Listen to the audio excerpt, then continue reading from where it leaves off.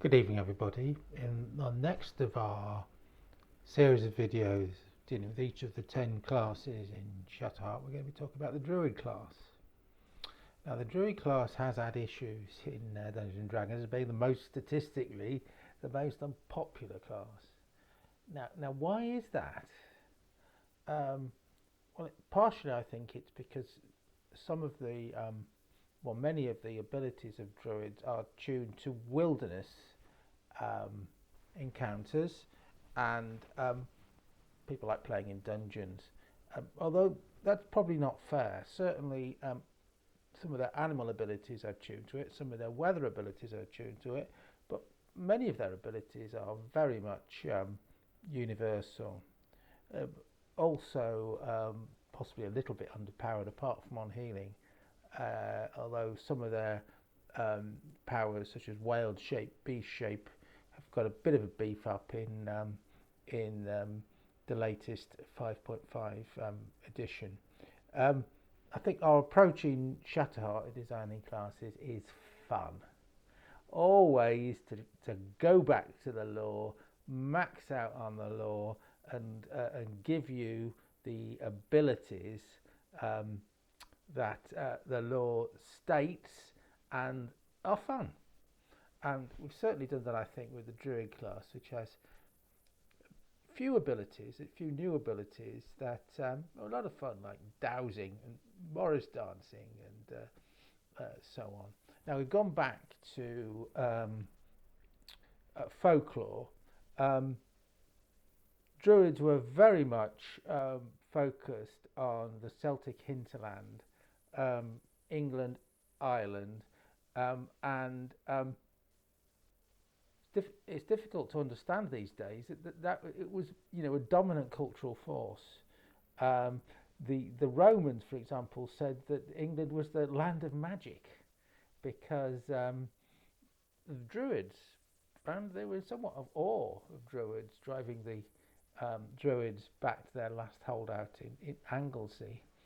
And when you think of Druids, Merlin was a Druid. A magician, yes, but a Druid, because he came from that Celtic background. So let's bring up the play sheet for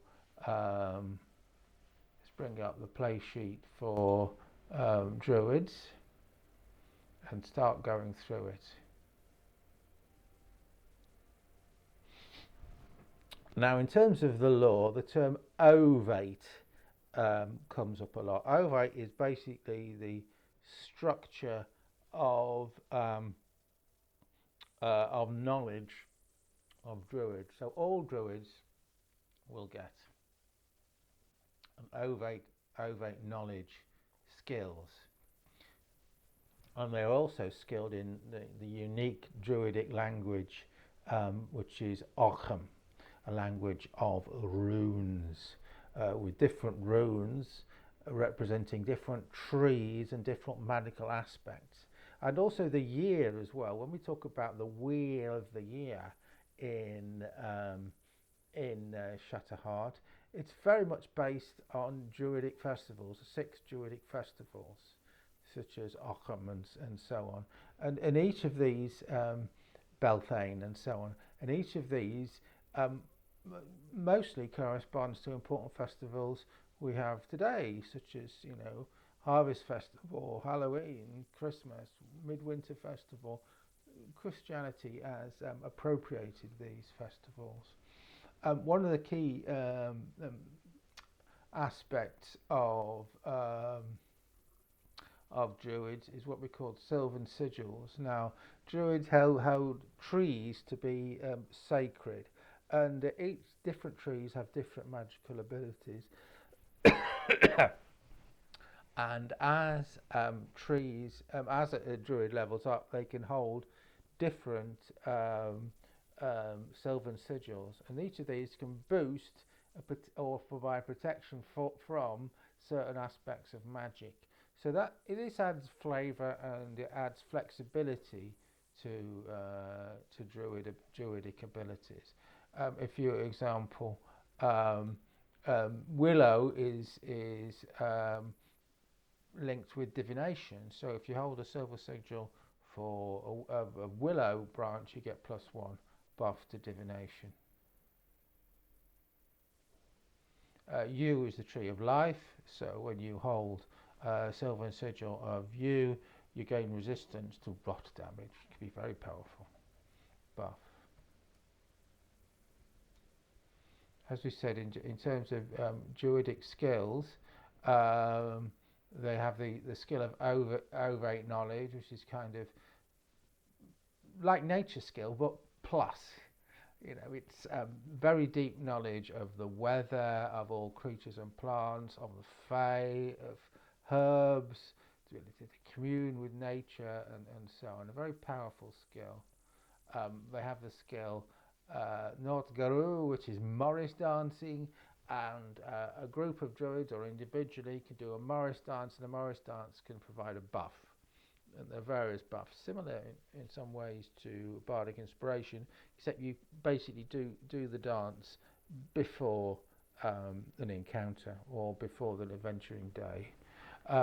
Druidic magic is based on the Nithral magic skill. Nithral is nature magic, and only druids and rangers have access to this, and rangers only to a restricted subset of spells, and some ranger only spells as well. Now there are a number of special abilities related to druidic magic. The main one I would say is ovate healing. It's similar to the invocation healing ability that clerics have. It's equally powerful, except it works in a slightly different way in terms of area of effect and so on. There are three main druidic special abilities. The most important is beast shape, the ability to go into the shape of a beast.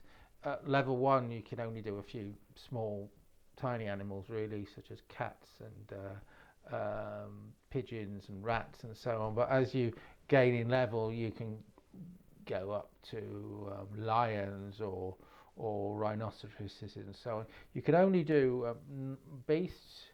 You can't do relics, so you can't turn into a Tyrannosaurus Rex, which is rather silly. I thought druids turning into Tyrannosaurus Rexes, unless you know these animals and you've seen them. So if you spend a considerable period of time in Lost Island, for example, with dinosaurs, you could become a druid which could turn into a dinosaur. Should say as well that the classic druid is a druid of temperate regions, but we do have druids for all biomes: coastal druids, desert druids, and so on, each of which has a different name, and each of which has a slightly different specialism.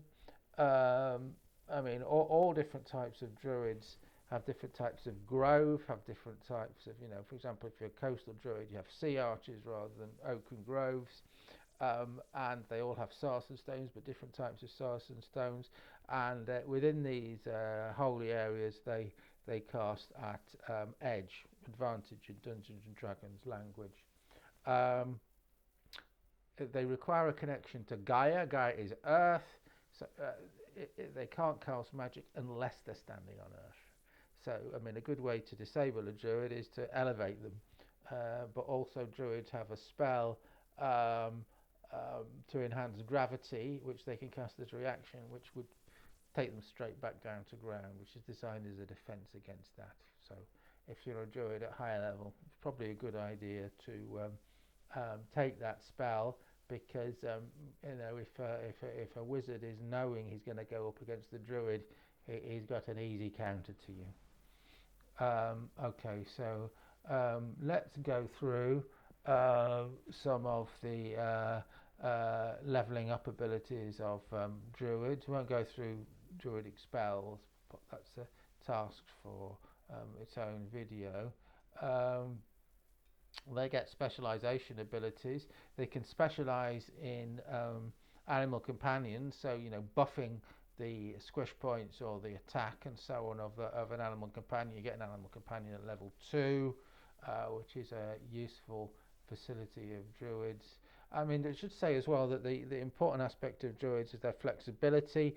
They can tank either with an animal companion that's beefy or in beast shape, or they can attack at distance with spells, or they can support with healing and so on. And that fact alone makes me wonder why druids are not more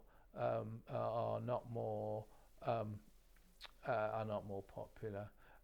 They can specialize in healing. They can you can take an ability, so you can just take plant form, not just animal form. So you could transfer yourself into a blood vine or animated tree, or pretty nasty creatures to combat.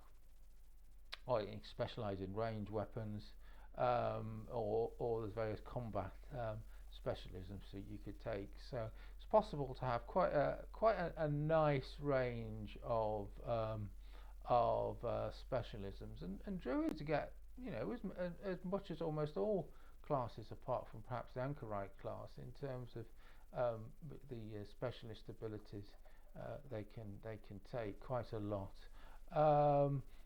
They've also got a slightly more restricted number of combat actions, similar to rangers, but a bit less.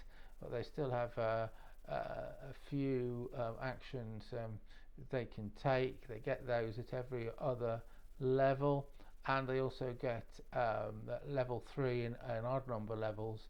They get special abilities from leveling up. So, for example, blend into the woods. Disguise themselves, camouflage themselves in woods at level 3. At level 5, you can move through natural difficult terrain at full speed. You don't get tangled up in entwining weeds and that kind of thing. And you get all the way up to level 20, becoming an archdruid.